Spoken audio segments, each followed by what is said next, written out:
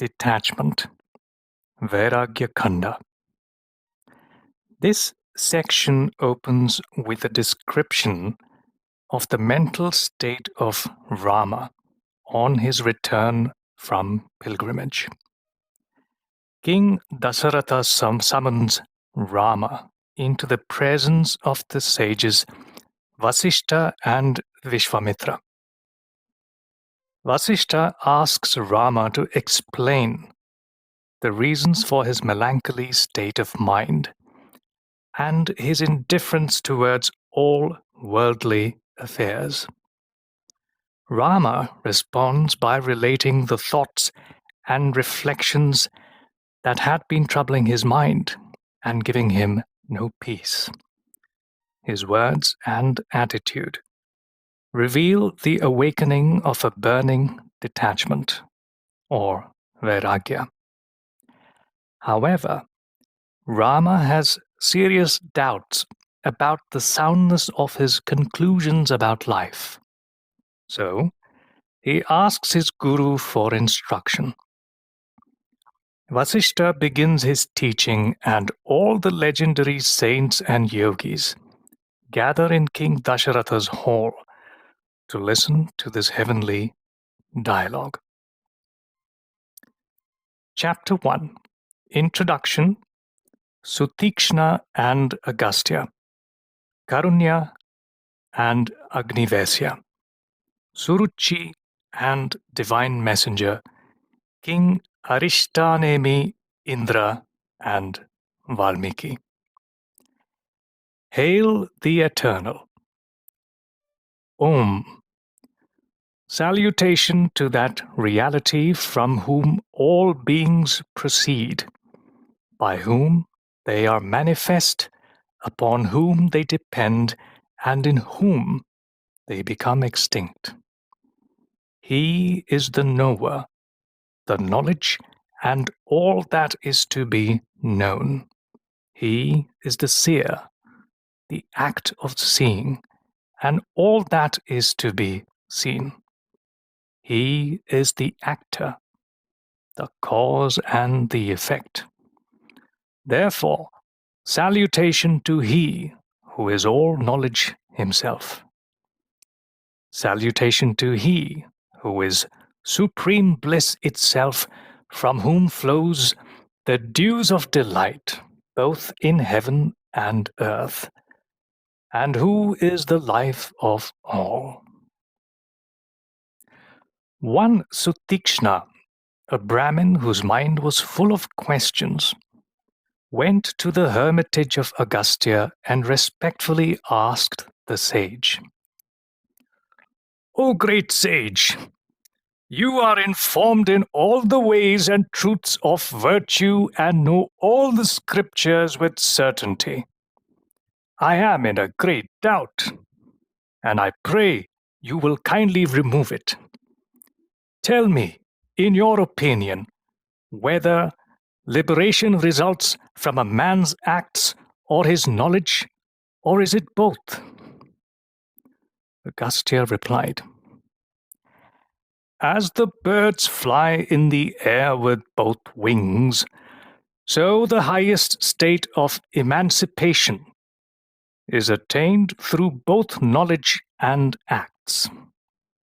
Neither our acts nor knowledge alone produces liberation, but both together are the means.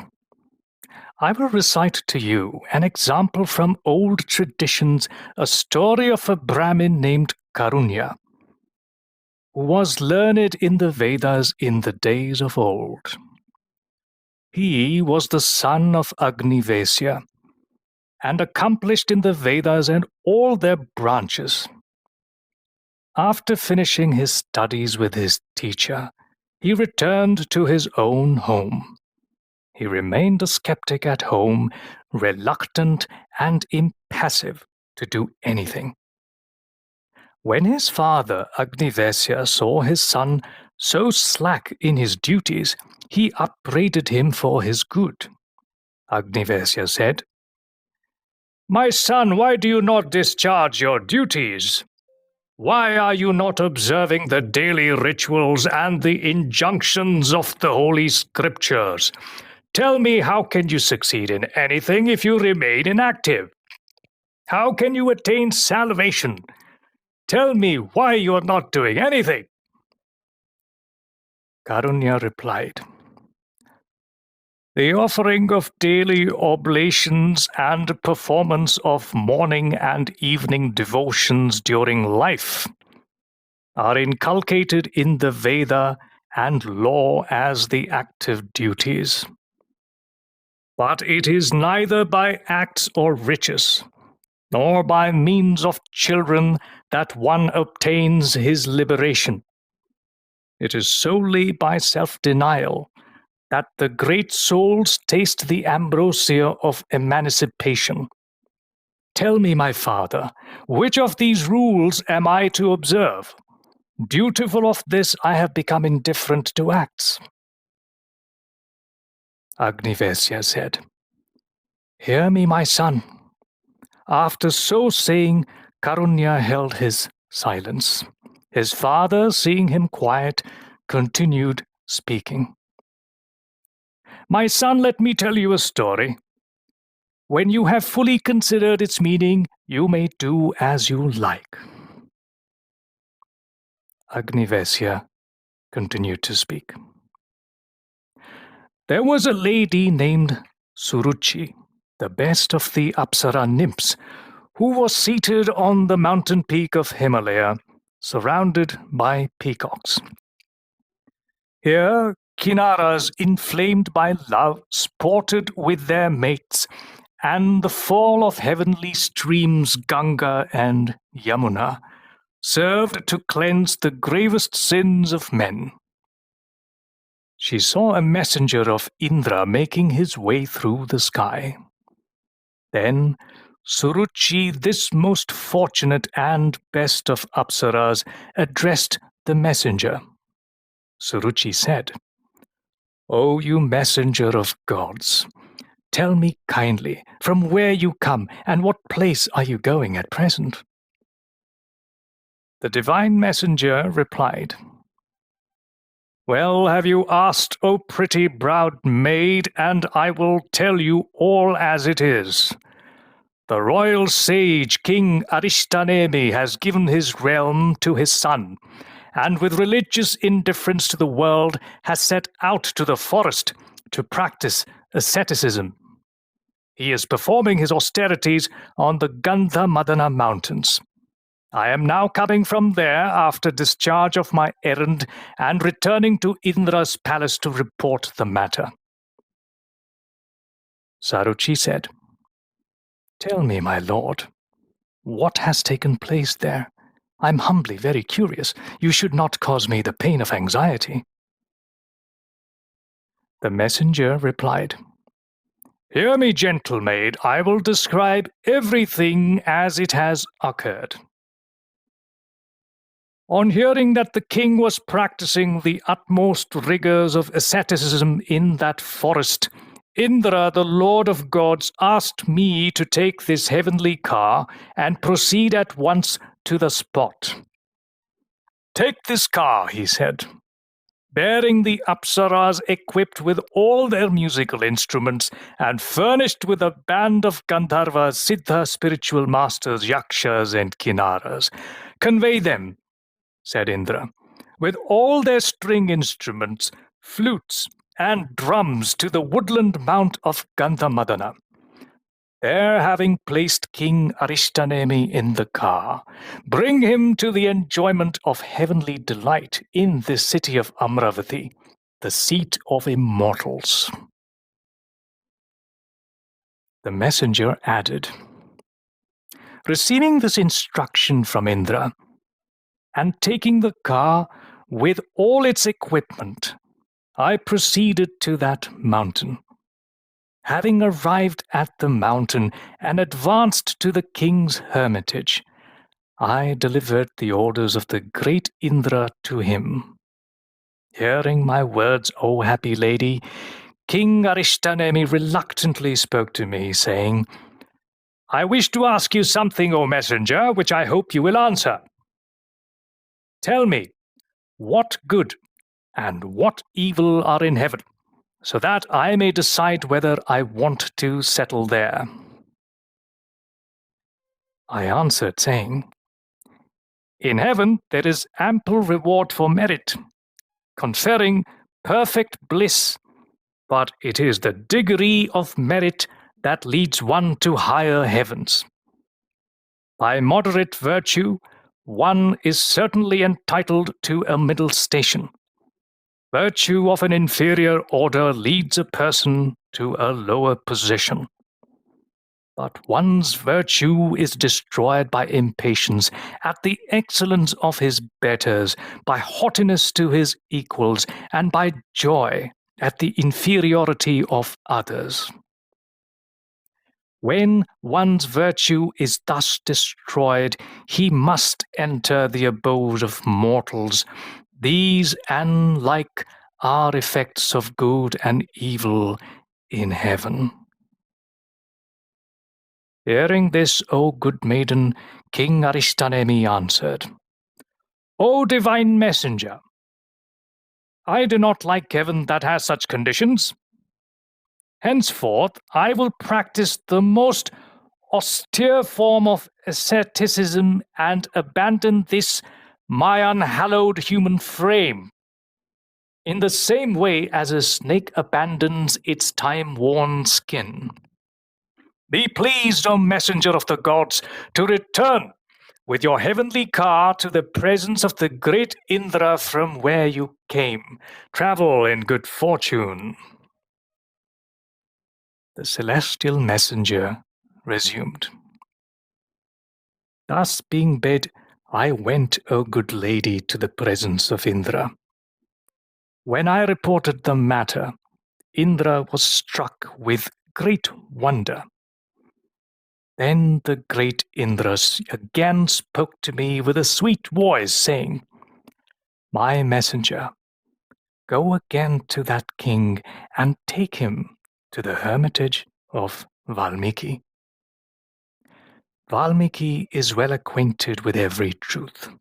Tell him my errand, which is to instruct the dispassionate king, saying, O great sage, plead with this king who is humble and dispassionate, and dislikes the enjoyments of heaven, so that this king, who is aggrieved at the miseries of the world, may gradually come to attain his liberation.' I went and explained my mission to the royal hermit, then took him to sage Valmiki. I delivered King Indra's charge so that the king may practice for his final liberation. Sage Valmiki welcomed the king with gentle inquiries regarding his welfare. The king replied, O great sage, you are informed in all the truths of religion. You are the greatest of those who know the knowable. The very sight of you has given me all that I desired, and therein is all my welfare. Great sage, I wish to learn from you how I may escape the miseries that arise from one's connection with this world. I hope you will reveal this to me without reserve." Valmiki said, "Hear me, O king. I will relate the entire Ramayana to you. By hearing and understanding, you will be saved even while in this life. O great and intelligent king, listen as I repeat the sacred conversation that took place between Rama and Vasistha, relating the way of liberation, which I well know from my own knowledge." The king replied, "O best of sages, tell me precisely who and what this Rama was. What was his bondage, and how did he become free of it?" Valmiki said, "Vishnu was cursed to take the form of a prince with an assumed ignorance like that of men of little understanding." The king said, Tell me who was the author of that curse, and how it could befall Rama, who was the personification of consciousness and joy, and the very image of wisdom. Valmiki replied, Sanat Kumara, who was devoid of desires, had been residing at the abode of Brahma, to which Vishnu, the Lord of the three worlds, was a visitor from Vaikuntha. The Lord God Vishnu was welcomed by all the inhabitants of the Brahmaloka, as well as by Brahma himself, except by Sanat Kumara. The God Vishnu addressed Sanat Kumara. Sanat Kumara, it is ignorance that makes you forsake your desires for fear of rebirth. Therefore you must be born under the name of Sarajanma to be troubled with desires. In return, Sanat Kumara denounced Vishnu by saying, Even as all-discerning as you are, you shall have to sacrifice your omniscience for some time and live as an ignorant mortal. There was another curse pronounced upon Vishnu by the sage Brigu, who, seeing his wife killed by Vishnu, became incensed with anger and said, Vishnu, you shall also have to be deprived of your wife. Vishnu was again cursed by Vrinda to be deprived of his wife on account of his beguiling her in the form of a husband. Again, when the pregnant wife of Devadatta was killed from fear on seeing the man-lion figure of Vishnu, Narasimha, the leonine Vishnu was denounced by the husband, who was sorely afflicted at the loss of his wife. Thus cursed by Brigu, Sanat Kumara, Devadatta, and Vrinda, Vishnu was obliged to be born on this earth in the figure of a human being. I have explained to you the causes of all the curses passed on Vishnu.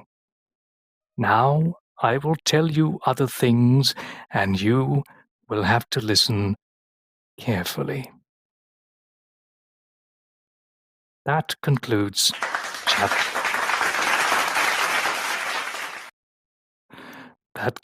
chapter 1. Over to you, Mindspeak.